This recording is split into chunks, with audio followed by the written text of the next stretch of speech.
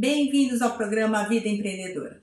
A cada semana vou trazer empreendedores que vão contar como chegaram até aqui, seus desafios, seus aprendizados e vão trazer insights para o seu negócio. No programa de hoje, o convidado é o André Chinta.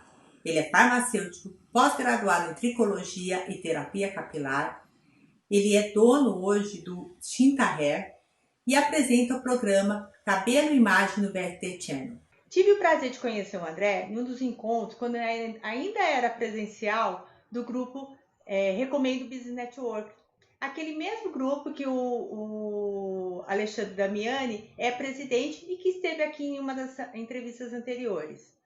Na época, o que me chamou bastante atenção na nossa conversa, conforme eu fui conversando com o André, foi que ele contar que ele estudou sobre os cortes de cabelos dos orientais, principalmente quando ele esteve lá no Japão, na sua estadia no Japão.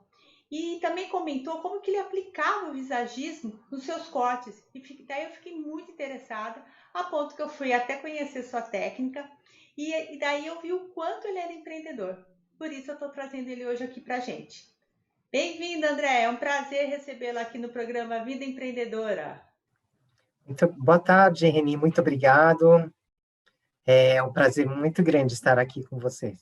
Ah, que legal. E me conta, como foi que você entrou nesse mundo de cabelos, né? Como que foi essa sua estadia? Quais foram os seus aprendizados lá? Como que foi esse primeiro momento, né? Que começou toda essa ideia de ser cabeleireiro? Lá no passado, uns quase 30 anos atrás, na onda do Decassegue, meus pais queriam ir para o Japão, eu também acabei indo com eles. E aí depois indo, e aí chegou uma hora que um salão de cabeleireiro onde eu frequentava me perguntou se eu não conhecia pessoas para poder trabalhar com ele. E aí eu pensei comigo, poxa, uma oportunidade para eu plantar uma semente, né, fazer crescer e depois, né, colher frutos disso. E aí eu iniciei no Japão, diferente das outras pessoas que muitas vezes são cabeleireiras e vão para outros lugares estudarem, né, e fazerem carreira, mas eu comecei do zero no Japão e depois que eu já, né, após 5 anos trabalhando nessa área, e aí eu retornei para o Brasil. E aqui foi um outro início de carreira. Lá eu trabalhava com barbearia, naquela época o Brasil não tinha essas barbearias que tem hoje, e aí eu fui aprender o lado feminino aqui no Brasil, aí eu fiz uma trajetória, trabalhei em algumas empresas como supervisor técnico, né, na área técnica, ministrando cursos, mas chega uma hora que você quer a sua independência, né, e aí você vai buscar montar o seu salão. Olha, que legal. E na época que você começou a trabalhar como supervisor técnico, foi tudo na área de cosmético, foi sempre nessa área ligada ao cabelo? Isso, a primeira empresa que eu trabalhei como técnico foi numa empresa americana, era especializado em alisamentos, em colorações para cabelos étnicos, então era muito engraçado, né, porque um japonês mexendo com cabelo de negras, né, pretos, caracolados, crespos, e crespos de todos os tipos, né, tinha até uma das modelos, eu lembro, era descendente de árabe, né, do Oriente Médio, que o cabelo é super difícil para alisar, então eram uns testes bem legais que a gente fazia. E depois eu trabalhei numa empresa brasileira, né, ministrando cursos, divulgando os produtos pelo Brasil inteiro. Que legal. E o visagismo, como que entrou na sua vida? O visagismo, eu conheci o Philippe Howell, numa das vezes que primeira edição do livro dele, ele e a esposa dele estavam vendendo lá no stand da Hair Brasil, e aí eu fui, me interessei, eu comprei o livro, mas o curso mesmo eu só consegui fazer depois, em 2011, né, já faz 10 anos. Inclusive, eu fiz uma entrevista com ele para o meu canal, falando de visagismo, né, que ele é considerado o pai do visagismo no Brasil. Então, ele que traz os conceitos, né, de personalidades, com os traços e linhas do rosto, analisando o perfil do rosto.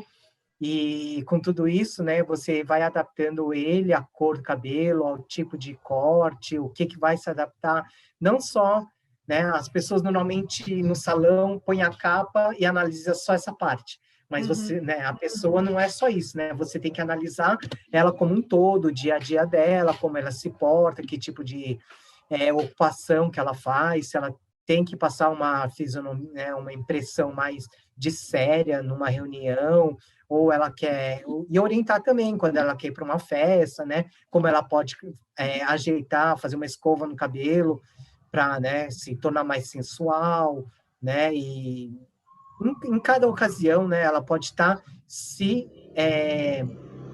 moldando, né, com o seu perfil para aquela ocasião. Que legal, isso é bem interessante mesmo, né? Que a gente imagina que às vezes visagismo é só o rostinho bonitinho, o cabelo e tudo mais, mas não, tem toda essa área também social da pessoa, né? A área profissional da pessoa. Isso é bem interessante. E a tricologia? Fala um pouquinho o que é essa tricologia, o que é a terapia capilar, porque você fez uma pós, né? Explica um pouquinho o que é isso, que é bem interessante também.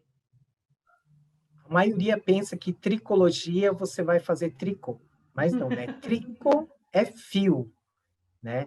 E logia é estudo, então nós estudamos o fio, né? Porque o tricô é fio, mas é fio de lã, né? Fio sintético. Nós estudamos o É. fio do cabelo, né? Então, e aí, não só as doenças do cabelo, mas as doenças do couro cabeludo. Então, a gente estuda porque, né, tem várias quedas capilares, por exemplo, tem aquelas quedas que dão repentina por um tempo, e a pessoa pode passar por um período de estresse, depois né, ela vai ter essa queda capilar, pode ter uma queda pós-parto, né, a mulher depois, a gestante, né, depois que tem o bebê pode ter uma queda, tem aquelas alopecias, né? Tem as alopecias androgenéticas, que tem vários fatores hereditários, má alimentação, essas dietas malucas que o pessoal faz, acaba não tendo nutrientes suficiente. Então, o organismo ele é muito inteligente. Primeiro, ele vai nutrir o organismo, e cabelos e unhas são extremidades. Então, muitas vezes ele deixa para depois. Primeiro, ele vai para os órgãos vitais, né? Entendi. E quando já chega numa fase de queda, na verdade, você tem que, né, procurar um médico até, porque muitas vezes o organismo já está sinalizando que tem algum problema lá dentro, né, que está faltando alguma coisa, tem alguma irregularidade, e aí depois ele vai sinalizar para o exterior, mas então muitas vezes também ajuda a ser um sinal. Teve uma grande, né, euforia agora por causa do Lucas, do BBB, que ele estava com aqueles buracos na cabeça, todo mundo falando, né, da alopecia areata, que era só por motivos de estresse emocional, mas não é só isso, né? Tem que ter todo um estudo para saber, né, como tratar esses tipos de alopecia. Entendi. Nossa, é um estudo bem interessante.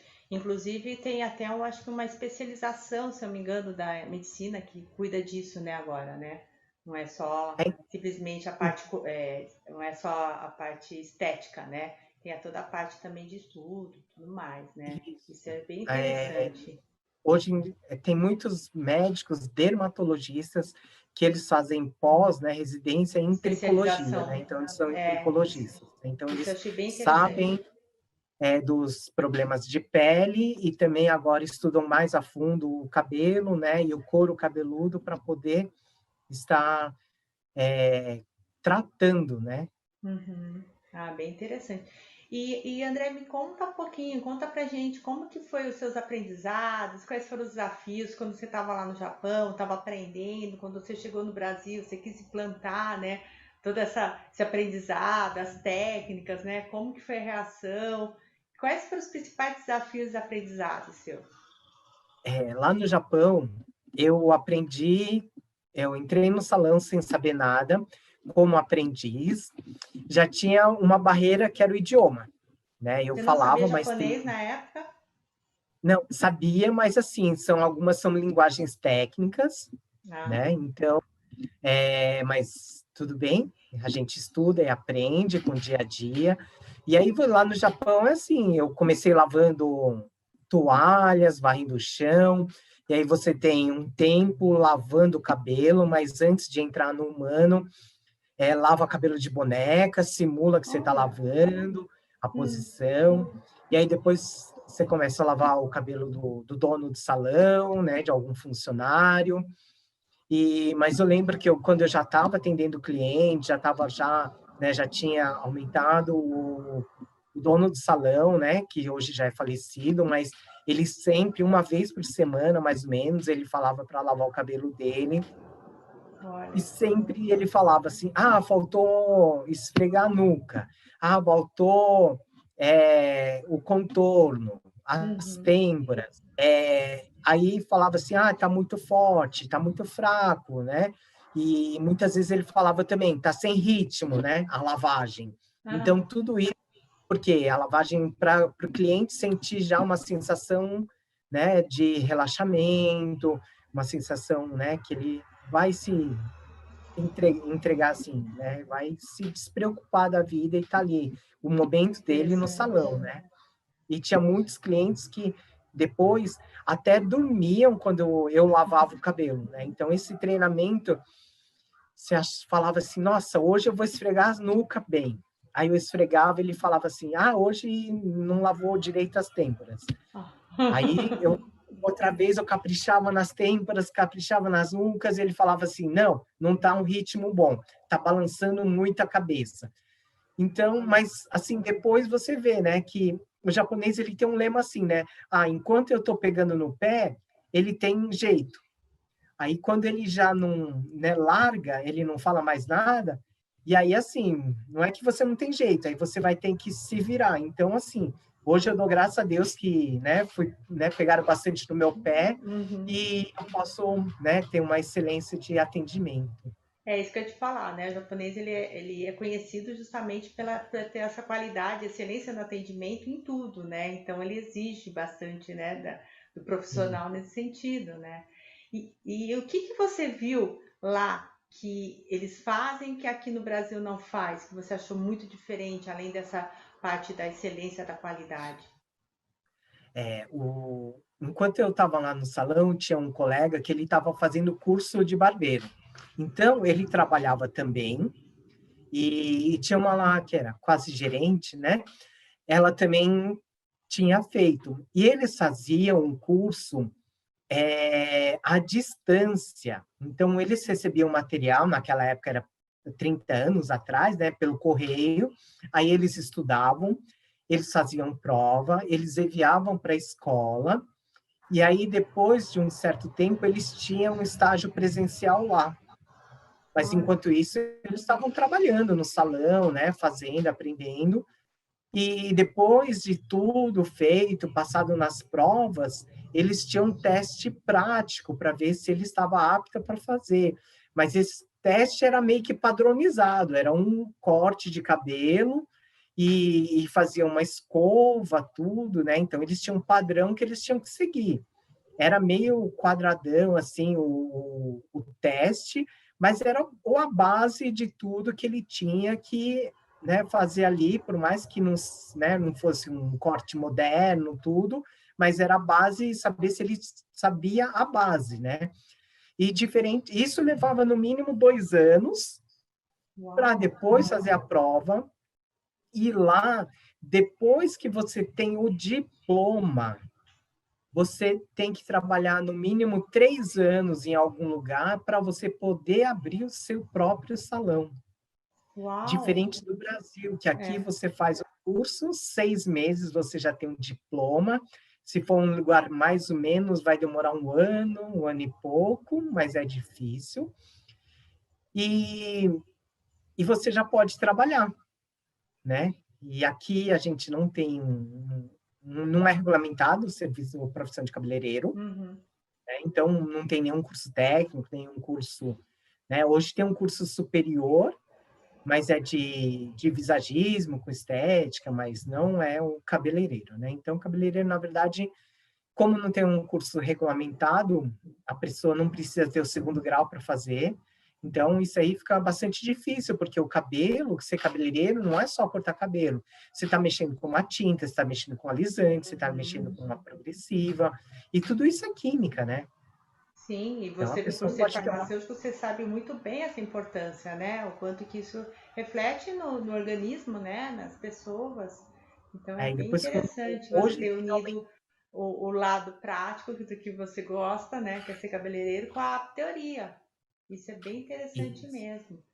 E E assim, aí quando hoje, com essa onda, né, de muita progressiva, muita química, uma porque né, o pessoal quer fazer em casa, acaba estragando, então esse campo da terapia capilar tem aumentado muito, porque o pessoal tem estragado muito o cabelo e danificado também o couro cabeludo, né? Então muitas vezes a pessoa estraga, né, digamos assim, a matriz, né, do cabelo, porque o folículo piloso é dentro da pele, sim, mas faz microlesões, acaba, né, lesionando, que acaba penetrando e muitas vezes, né, acaba ficando sem cabelo, ou a queda de cabelo fica muito exacerbado e tem que tratar.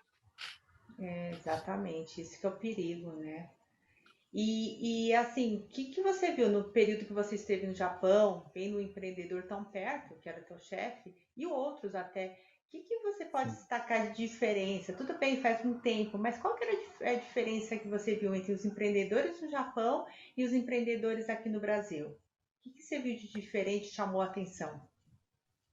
Olha, eu trabalhava num salão, eu morei numa cidade interior chamada Gotemba, na província de Shizuoka, Ken, mas o interessante é assim, que eu trabalhava num salão que era considerado um dos maiores lá também, ele tinha 6 poltronas, então, assim, cada poltrona, na verdade, ele era assim, você apertava um botão, ele subia, ele descia, ele reclinava, e aí você pisava um botão, a cadeira girava. No inverno a gente podia ligar aquecedor, então ele tinha um aquecedor na parte da perna do cliente. Na hora de fazer barba tinha um vaporizador, toalha quente.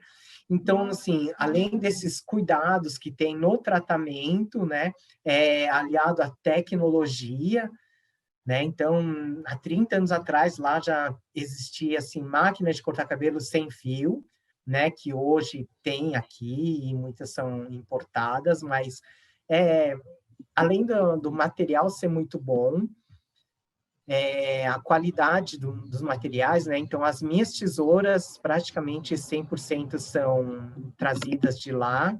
Tem uma que eu comprei nos Estados Unidos, mas também é de origem japonesa, a lâmina.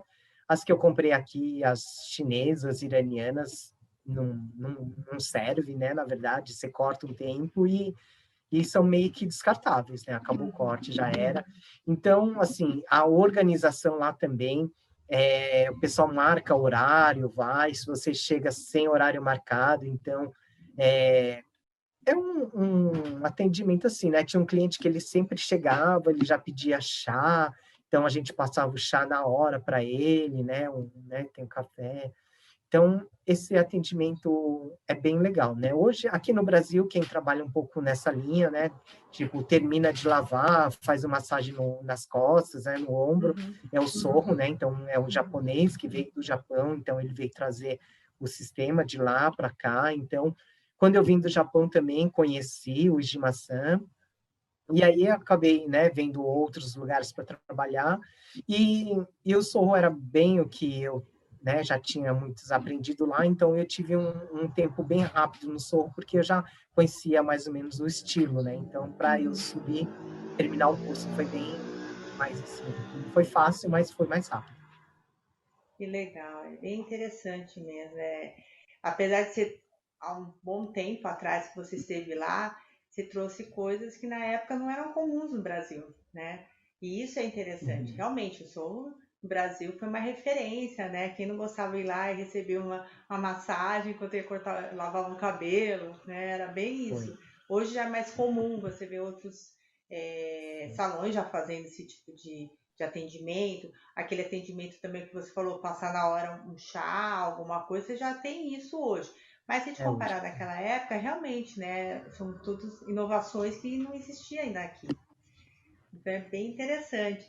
E daí você também está fazendo esse programa, né, Imagem e Cabelo. Como que você está sentindo? Quais são as suas emoções de fazer um programa stream, né, no canal stream?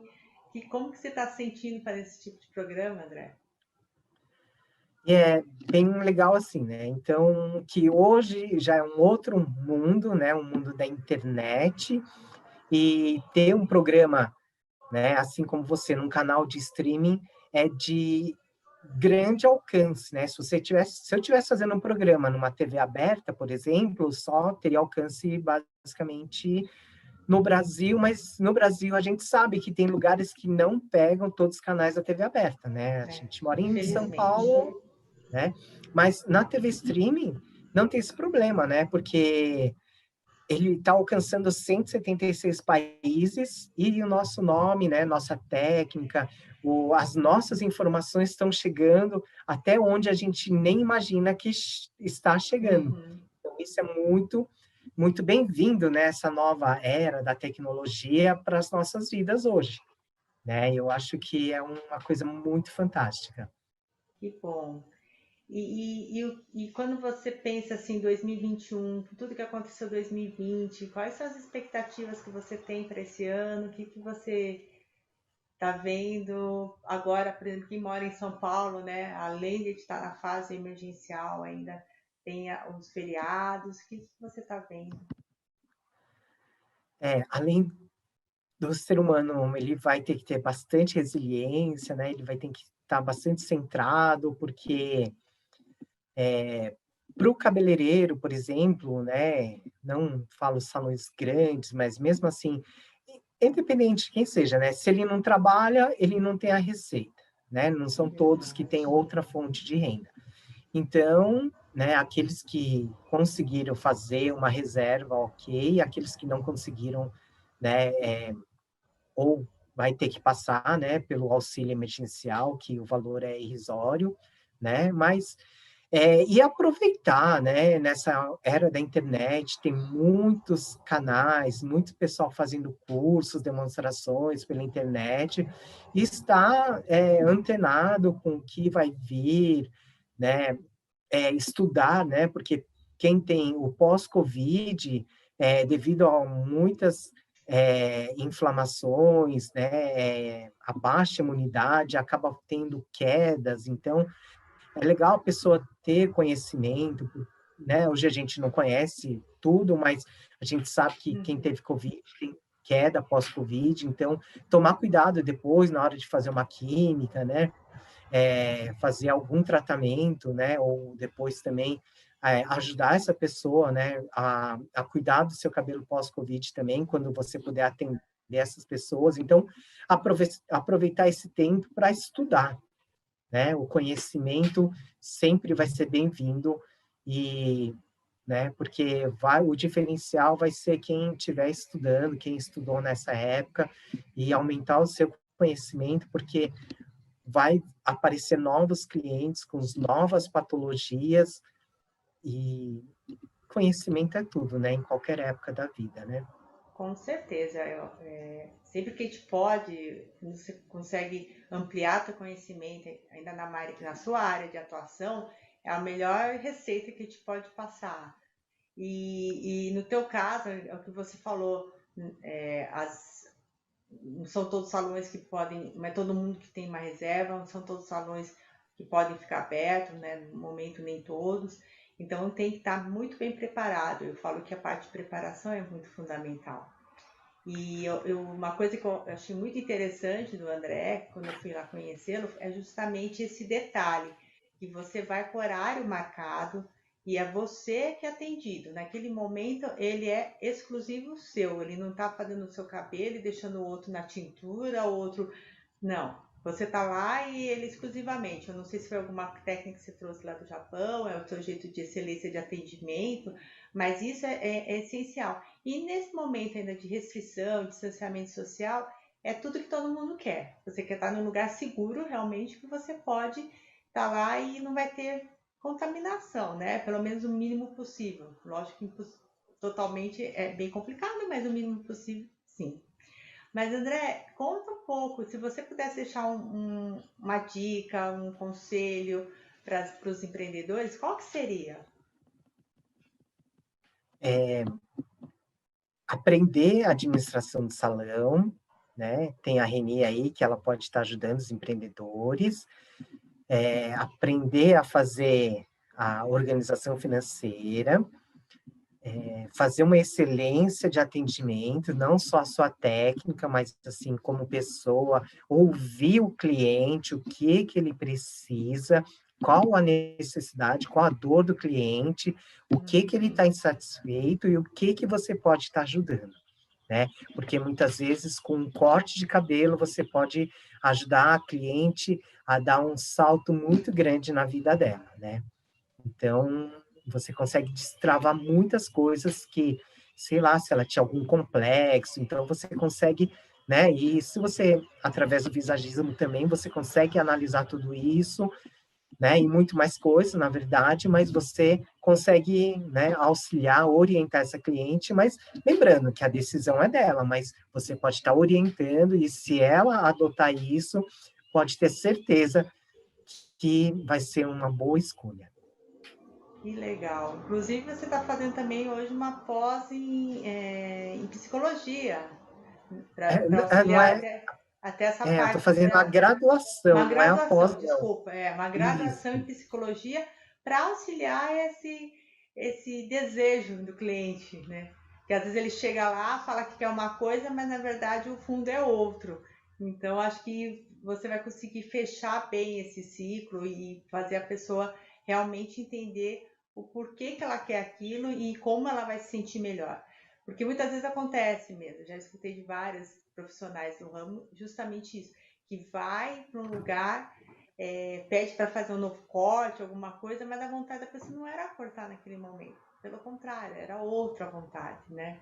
E às vezes a pessoa acaba pedindo porque é o que ela acha que vai mudar e não vai mudar.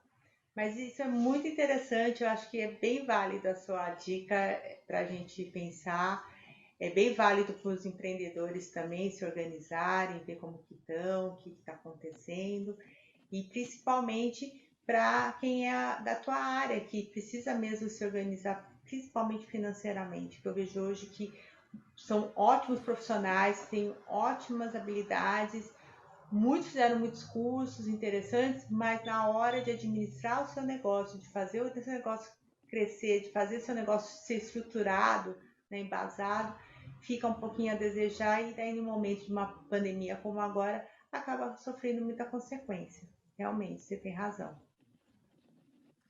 André, Eu tenho, cara, eu tenho uma dica também para eles, procurar o Sebrae. O Sebrae tem bastante cursos na área da beleza.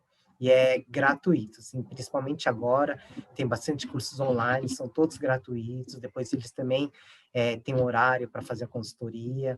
Eu tenho participado de alguns e tem sido bem legal, viu, Reni? eles têm até alguns programas dedicados ao pessoal da área de cosméticos, essa área de estética, eles têm alguns programas também. Sou bem fã deles também. André, eu quero muito te agradecer. Foi um prazer escutar um pouco mais da sua história, alguns detalhes, algumas coisas você já tinha me contado, alguns detalhes fiquei sabendo agora, então é um prazer saber. Eu espero que tenha ajudado você, empreendedor também, que vocês tenham novos insights. E a ideia é que realmente vocês utilizem o que o André falou para o seu negócio, leve para o seu negócio e expande, né? Adapta e expande para o seu negócio. Essa é a ideia da vida empreendedora. Então, foi um prazer mesmo te encontrar aqui. Desejo muito sucesso para você, afinal, seu sucesso é o meu sucesso, como eu sempre falo nos meus programas. Então, é isso que eu desejo. Gratidão, obrigada, André. Obrigado, gratidão.